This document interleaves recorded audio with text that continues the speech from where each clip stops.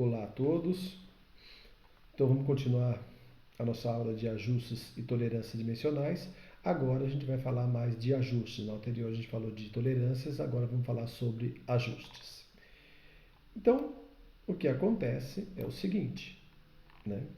Nós temos dentro da fabricação, né? Dentro do processo de fabricação, se preocupar com alguns ajustes. Então, por exemplo, aqui, a nossa preocupação nessa parte aqui é justamente o que a gente chama de furos e eixos. O que é isso?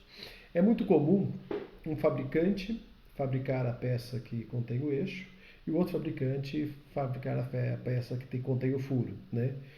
E quando for montar essas peças, elas sempre têm que ter um padrão, né? Ou seja, de acordo com a necessidade do cliente. Qual é a necessidade? Pode ser qualquer uma dessas que eu coloco aqui. Eu posso precisar que ele entre rotativo leve, rotativo, semi-rotativo, deslizante, forçado leve, forçado médio, forçado apertado e forçado duro. Bom, só que para que isso aconteça, as tolerâncias do fabricante e do fabricante do eixo e do fabricante do furo, né, tem que estar muito encaixadas, as duas têm que estar bem combinando as duas tolerâncias para que sempre dê certo, né? Porque se de repente o eixo começar a ficar um pouquinho menor, vai sempre ficar folgado. Por outro lado, se o eixo ficar um pouquinho maior, sempre vai ficar apertado. Então, eles devem seguir, os dois, o fabricante do furo, tanto do furo quanto do eixo, as tolerâncias indicadas na figura. A tolerância pode vir, conforme já foi mostrado na aula anterior, né, com valores numéricos, né, mais ou menos 0,1, mais ou menos 0,2, né, ou, ao invés disso, vem na indicação da figura a letra J7, K7, H1, H2, ou seja, vem uma letra junto com o número. Sempre que eu estiver falando de furo, vai vir uma letra maiúscula. Sempre que eu estiver falando de eixo, vai vir uma letra minúscula.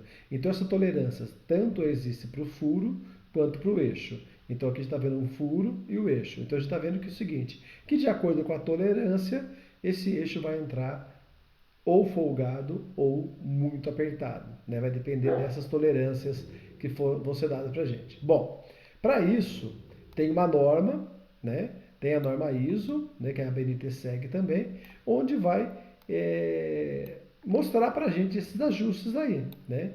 Então aqui eu forneço várias tabelas. A primeira tabela mostra algumas combinações, tá? Não são todas, mas são algumas combinações. Então, por exemplo, se eu tiver H8 com F8, né, com F7. Se eu tiver um eixo com H8 e um furo com H8 e um eixo com F7, o que vai acontecer? Ele vai estar sempre um rotativo justo, né?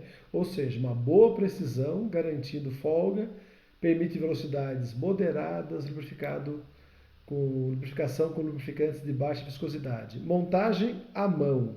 E aqui alguns exemplos. Então, de acordo com a minha necessidade, é onde a gente define qual vai ser a tolerância do furo e do eixo. Tá? Bom, vamos ver então como é que funciona isso na prática. Então, eu deixei uma tabela de exercício para vocês no final das folhas aí, né? Então, a gente tem lá uma tabela de exercícios. Vamos lá ver o que acontece. Já tem alguns resolvidos e outros para vocês resolverem. Então, eu tenho a seguinte situação ali. Ó. Vamos pegar o primeiro exemplo, já que já está resolvido aqui. Eu tenho um furo de 47 milímetros nominal na faixa de tolerância H8. E agora a gente vai preencher esse campo aqui. Aqui já está pré-preenchido. Vamos ver como é que a gente chegou nesses valores aqui, tá ok? Primeira coisa que eu tenho que verificar, cota nominal e qual a letra, né, que acompanha a faixa de tolerância. Aqui no nosso caso, H, né, e depois o número 8. Então eu vou procurar na tabela de furo a cota nominal 47 para a letra H. Então vocês têm uma série de tabelas aí, não é qualquer tabela que vocês podem usar, tá? Então vocês estão procurando H maiúsculo, né? Então vocês vão procurar a tabela onde tem o H maiúsculo. Repare que tem uma tabela de H maiúsculo e tem uma tabela que vai aparecer o H minúsculo, tá? Então a gente não quer o H minúsculo, a gente quer o H maiúsculo agora, tá? Bom, vamos lá então. Na tabela de H maiúsculo, aqui, e a tabela dá várias informações para a gente. Primeiro, desvios fundamentais para furos. Eu estou falando de furo. E aqui também tem outra informação, desvio inferior.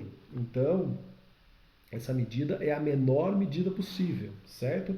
É o quanto eu tenho diferença entre a nominal e a menor medida possível. Ele está dando o meu desvio inferior. Aqui eu vou procurar nessa tabela a letra H, né? A letra H, que está aqui. E vou procurar aqui o eixo. Como o meu eixo é 47, eu vou estar entre 40 e 50, certo? Reparem aqui na tabela, ó, que aqui é maior, aqui é menor igual. Então, se o meu eixo fosse de 40 cravado, eu teria que usar a linha de cima, tá? Não a linha de baixo. Como é 47, eu vou usar a linha de baixo.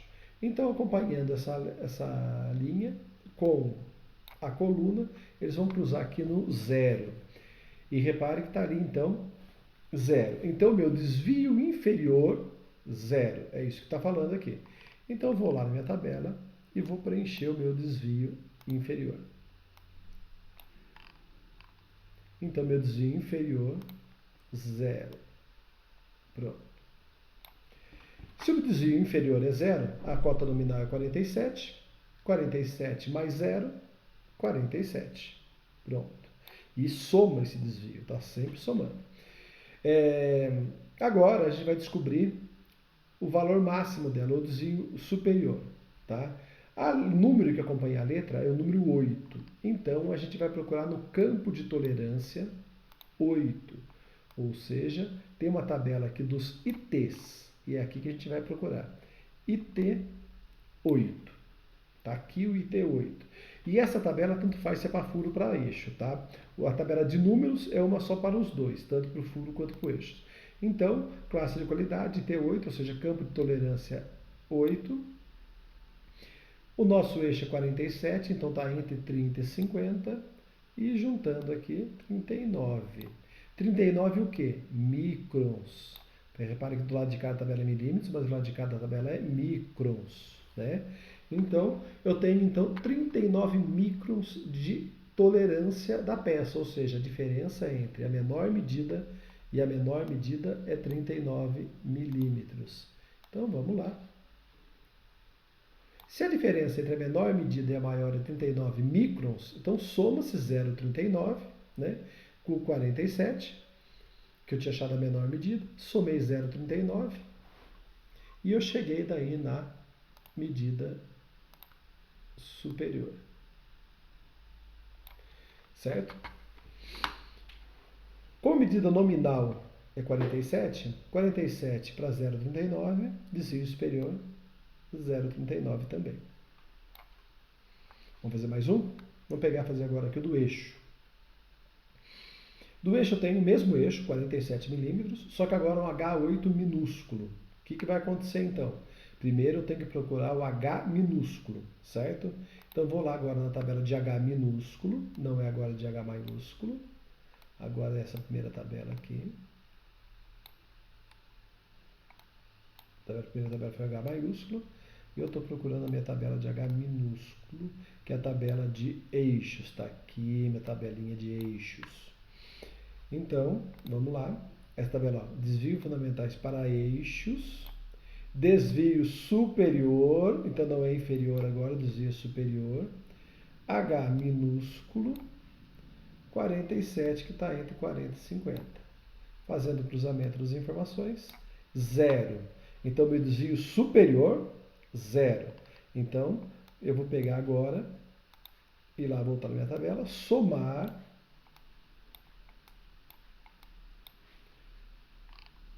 0, colocar 0 no meu desvio superior, né? Vamos mudar aqui.